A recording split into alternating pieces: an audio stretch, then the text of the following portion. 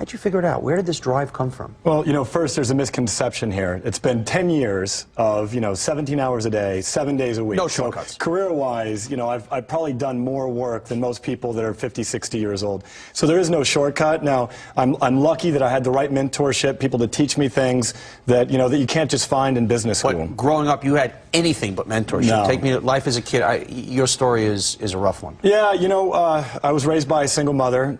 Tragedy struck my family when my father got addicted to drugs. He was a middle-class, successful person. So I started out with a decent lifestyle, and then we lost everything.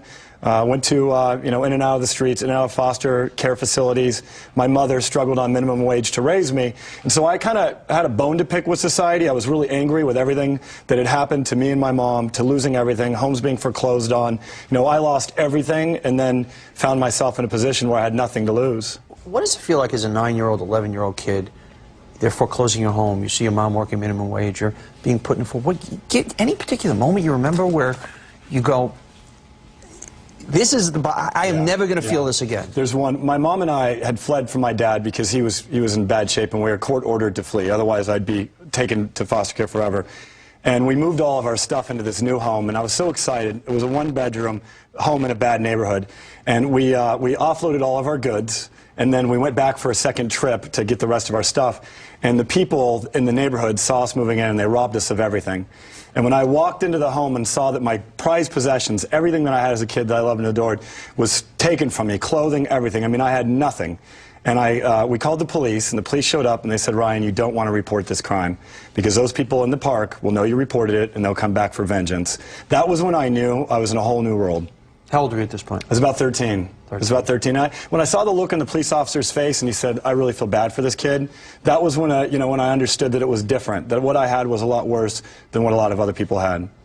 And how about your dad on drugs? Any moment you remember where you see your dad just falling apart? Yeah, I remember a moment when he accused me of tapping the phones for the government. So he'd become paranoid schizophrenic because he had such an obsessive, situation with drugs that he accused me of tapping the phones, working with the government, and being some form of an agent or something like that. And that's when I knew I had to leave, I had to flee. So how does a kid who's 13, heading to foster homes, nothing a penny in the world, mom on minimum wage, how does a guy like that give us the secrets to, by 19, starting his own business, by 30, having 6 multi-million-dollar businesses? How the hell did you do it, man? For one, I had to grow up very fast, right? So at 13 years old, I kind of had to be an adult. I had to fend for myself, and I had to take care of me first. So I became, a person who took care of myself first and foremost from a survival standpoint. So I kind of built these instincts, not realizing it. They were very suitable to entrepreneurship. Because, which ones? What are those? Well, really not being afraid, right? So in contrast to where I'd come from, where I was going was only going to get better.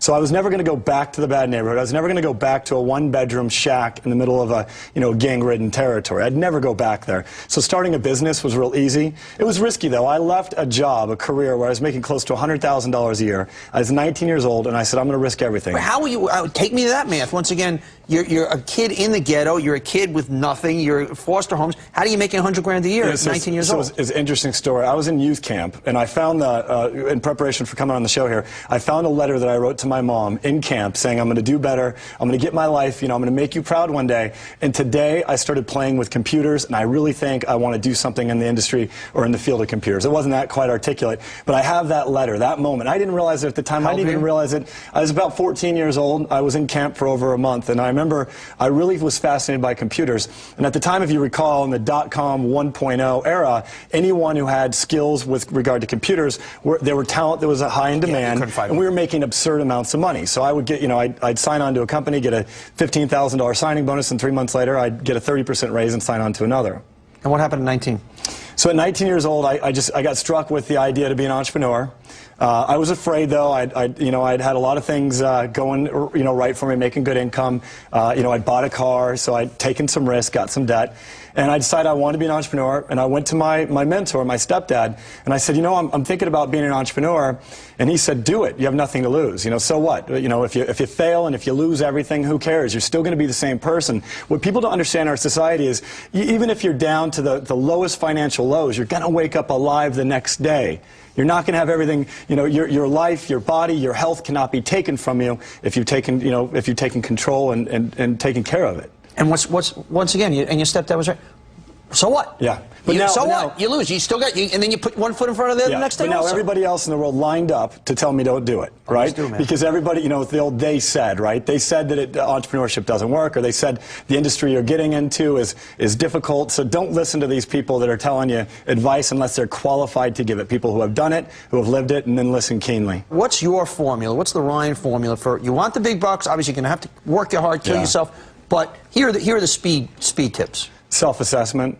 So know where you're weak. Surround yourself with people that are going to strengthen your weaknesses. I mean, I've got the best staff in the world. So my companies are so successful is because of the management team that we've assembled and the been able to fill the gaps on so that I could really power on my strengths and work on my strengths. So surround yourself with the right people. And as an entrepreneur, now that we have some capital, I can, you know, afford to hire these great minds. Prior to that, what I did is I gave them equity in my businesses and I got them to sit on my board. People like yourself, I'd ask, join me on my board, teach me how to become a successful entrepreneur, tell me what I need to know. Be a student every day.